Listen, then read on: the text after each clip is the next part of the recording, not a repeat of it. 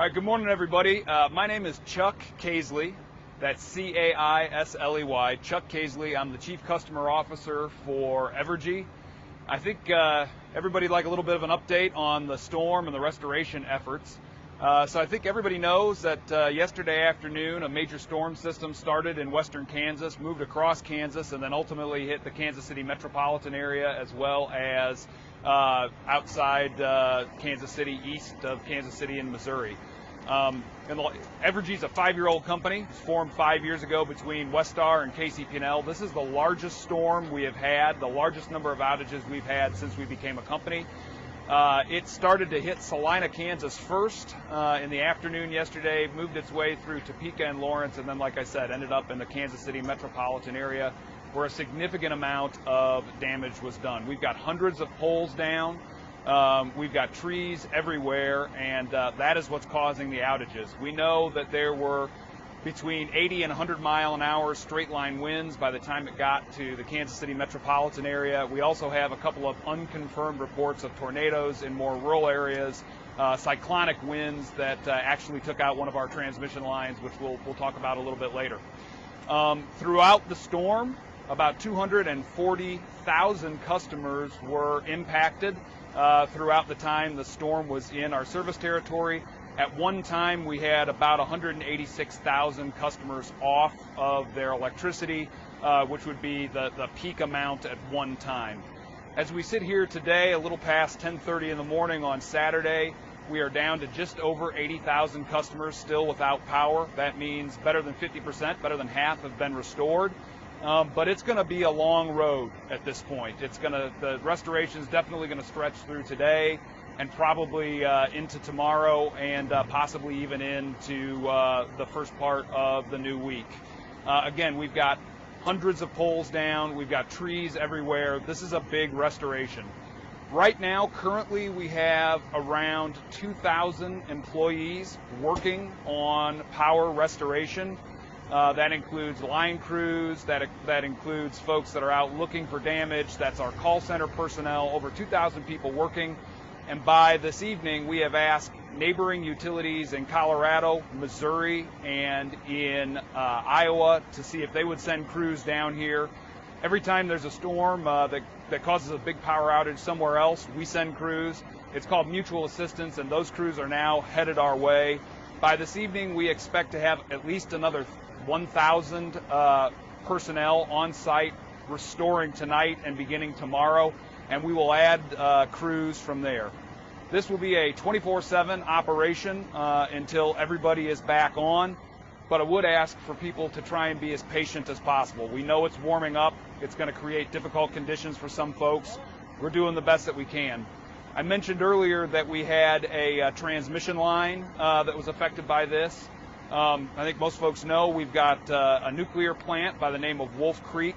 The Wolf Creek station had a transmission line, a very large transmission line, a 345 kilowatt transmission line that had 4 or 5 spans of transmission taken out. As a result of that, we were forced to do a controlled power down of the Wolf Creek nuclear station, so that's now running at about 60% of its normal capacity. Again, that was a pre-planned process that we executed whenever we lose a transmission line to that facility. It is stable, there's no danger to it, but as a precautionary and a pre-planned response, we have taken and reduced power at Wolf Creek. That line is currently being worked on, and we expect to have that up this afternoon, which hopefully means we can take the Nuclear Creek or the Wolf Creek nuclear operating station back to full power later today or tomorrow. As of right now, we don't have any concerns on having enough electricity to get to the rest of the customers that we have. And like I said, restoration is going to continue 24/7 until this is done, with us adding personnel as we go. I think the only other thing I would ask folks to bear in mind, you can see the work that's going on behind us here. This is very dangerous work, so we would ask that members of the public, I know when you see Evergy trucks, the first thing you want to do is come up and ask questions, but please stay away from line crews as they're working to restore power. You can see that they're all wearing safety equipment, they're all trained. there's no way for us to explain all the different dangers that exist. So please stay away from line crews. Not only is it safer for you, but it's also going to hinder and slow down restoration for everybody if we keep having people come up to them and try and talk to them. So that's kind of the situation on the ground here today. If people have questions, I'd be happy to answer any questions now. Do you guys have priority when you consider where to start first with the restoration? Is it the main streets? Is it neighborhoods and side streets? And then is it specific to neighborhoods as well, or cities? Absolutely. There is a priority in the way that we work to restore power. The first thing that we do is we work on critical customers. So think about hospitals, think about public safety, think about wastewater and water treatment plants. Things of those nature are always first. We also want to make sure that if there's wires down and electricity still on, that we get those wrapped up. So that's our first priority. After that, we do a full service territory blanket damage assessment, and we start working the largest outages first. So the outage you see behind you has somewhere in the vicinity of 2,000 customers that are impacted by it. As a result, that means it's a priority. We have what's called backbone, and that the backbones are just like the skeletal system in your body, right? It's central. Everything off the back can't work if it's not working, and then we start working what's called laterals. Think of those as ribs, and then we keep going down in level of outages. So smaller outages generally get worked a little later in the process. This happens to be a very large one with around 2,000 customers impacted, so we're working it right now. Do you guys expect this to have any impact on people's bills at the end of the month? Well, yeah, unfortunately, fortunately for customers, unfortunately for us, I think it'll reduce bills because there'll be a couple days where people, have hot weather and they're not using their air conditioning and other powers. But no, I mean, we have enough power for everybody else, and so it shouldn't impact anybody else, and it shouldn't impact anybody else's bills. For any customers that want to get in touch with you guys, how can they reach out to you right now? I know So, you guys are probably inundated, but... Yeah, so the best way is to go on our website, which is evergy.com. We've got outage maps there where you can report your outage. I know sometimes people feel a little weird about that because they report it and then they're unsure whether or not we get it. Rest assured, we do get it, and we know about it when they report their outage, or they can call our call centers. If you're in the central part of our service territory in Kansas, that's 1-800-LIGHT-KS or Kansas, and if you're in the metropolitan area here or on the Missouri side, it's 1-800-LIGHT-KC. You can call the call center. They will eventually get to you.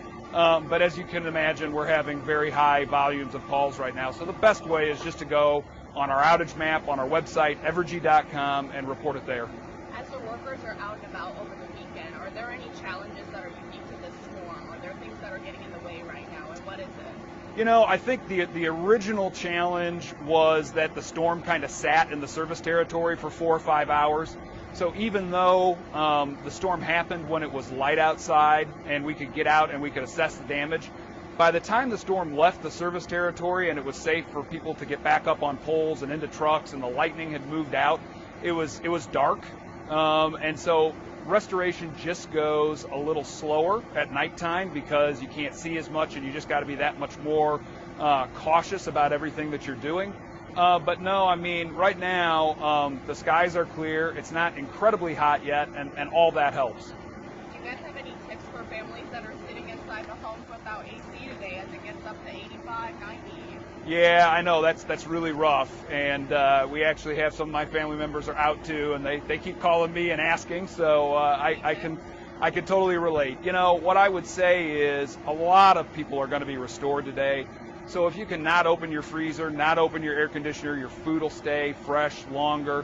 And just open up the windows or get outside in what's a pretty nice day, actually. It's generally going to be cooler outside. There's a little breeze. But other than that, just patience. We know this is tough. We really do.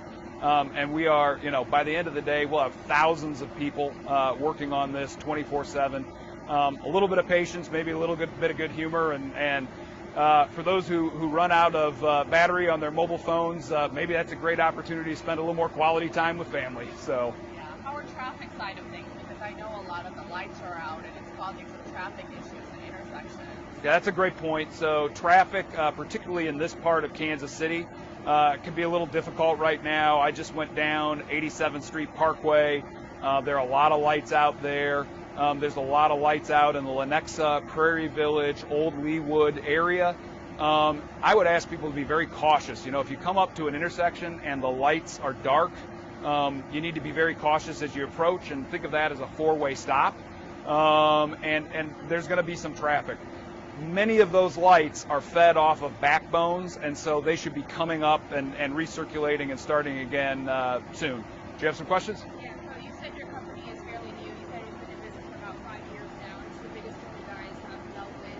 Now that you guys have built this storm this size and you know what you guys need moving forward, what do you think are changes that you guys are going to implement to handle the storm? Yeah, so great question. Evergy is 5 years old, but it's a combination between two companies that served this area for 130 years prior to that. So on the KCP&L side, we had about a 500,000 customer storm about 15 years ago or so 500,000 customers out. On the Westar side, similar. So we were actually ready for this. We could see this come in, so we held all our line crews. We held all our meter personnel so they could go out and do damage assessments. We held over everybody in the call centers, because their shifts would naturally be ending between 4 and 6 o'clock on a Friday afternoon. We held everybody in because we knew that this had the potential to be difficult. We also started calling our neighboring utilities yesterday afternoon as well. Obviously, they weren't willing, particularly the ones east of us, weren't willing to release their crews until they saw how the storms impacted their area. Bottom line is there's always things to learn in a storm like this, and we'll do an after-action kind of walk down everything. But right now, like I said, we've got more than 2,000 people working on this within less than 24 hours of the storm hitting, and we're more than 50% restored, so we're making good progress so far. One more question. Sorry, go ahead. Go ahead. No, you can one more. You can go ahead. Oh, okay. Our web team just sent in a question for me. Sure. The text messages that your clients have been getting, the outage updates. Yep. How accurate are those estimates right now? Because somebody from our station had one saying that it was going to be restored by 11 p.m., 7 a.m., still without power. And so how reliable Yep. are those? So they are reliable, but the situation on the ground changes. So let me give you a great example. What we're working on behind you right now, or behind me right now, is replacing a pole that has snapped, and then we'll put the line back up and we'll re-energize it. That'll take 2 or 3 hours. So if people are on this circuit that are served in this neighborhood or businesses, we will send a text notification that says, 3 to 6 hours, we think it's going to be restored. What we can't tell is that if there are people that have additional damage specific to their area, it might impact their service line to their house. It might impact a subset of about the 2,000 customers that we're working on restoring right here. We can't tell whether or not there might be an additional problem down the line. And so sometimes what will happen is out of this 2,000, we'll get 1,500 or 1,600 restored within the time frame that we said, but then there'll be additional work we have to do. And so the situation changes on the ground. So we try and make them as accurate as possible, but the situation is very fluid, particularly in an outage situation like this, where at one time we had 186,000 people off. And this is not my opinion, I'm just reading comments Yeah. from online. I guess people are, a little bit upset or frustrated with the price increases you guys are trying to implement, and saying your response time is not matching up with that. What would you have to say to people who are making these comments? Well, I would say in our service territory until this year, on the Kansas side, we hadn't had a rate increase in 5 years, and on the Missouri side, it had been 4 years. We now have, we're in Kansas asking for a rate increase, but if you look back over that last 5 years, it's well underneath the level of inflation during that time period, which means we're doing better than property taxes, we're doing better than sales taxes in many places, we're doing better than water, sewer, natural gas. So nobody likes a rate increase. We understand that, and particularly with some of the inflation we've seen, this can be a tough time. Having said that, I would also say that our response time and reliability has generally improved over those 5 years. On a storm like this, as a larger company that's still headquartered here and still focused right here and doesn't have any other area to go work on, we have a lot more resources now to throw at something like this. So what might have been a 6 or 7 day restoration in the past should be, a lot less. So again, we know, just like outages, that frustrates people. Rate increases frustrate people too. At the end of the day, those rate increases are for things like what we see right behind us. They are for the systems, keeping the systems up so that to the extent possible when weather like this hits, as little damage is done as possible. And sorry, you may have mentioned this in the beginning, so sorry to be repetitive. No worries. You already mentioned it, but how long are you expecting it to take the maximum amount of days? It's really hard to tell at this point just because this is the first full day that we've been out working this. We know that there's about 80,000 people out right now, which is a large outage. More troubling is the amount of poles snapped and the amount of wind damage to trees. There's a significant amount of trees down. We've got over 1,000 vegetation management or tree trimmers out just working to clean trees and debris off the lines. And many people worry, so, well, maybe if you trim trees more, you wouldn't get as many trees in the line. If you go up and down this area, you're going to see entire trees that have snapped. Some of them snap and go away from the lines. Some of them have been blown right into the lines. The bottom line is these winds were strong enough that it took down poles that didn't have any trees on them. So this was a big storm. It was a nasty storm. It sat in this area for a while. In terms of how long we take, we know it's going to go into tomorrow, and I would say it's likely going to go into Monday, but you're going to see a significant amount of restoration today. I bet you we get another big chunk of folks on today. What do you say to someone who has been panicking about something they need, like an oxygen Yep. tank? What would you say to those customers who are kind of freaking out that it might take days? Yep. So we have a medical list that we maintain of customers who need electricity for a medical condition. You can find how to get on that list on our website. So I would encourage people to go there and enroll if they haven't already.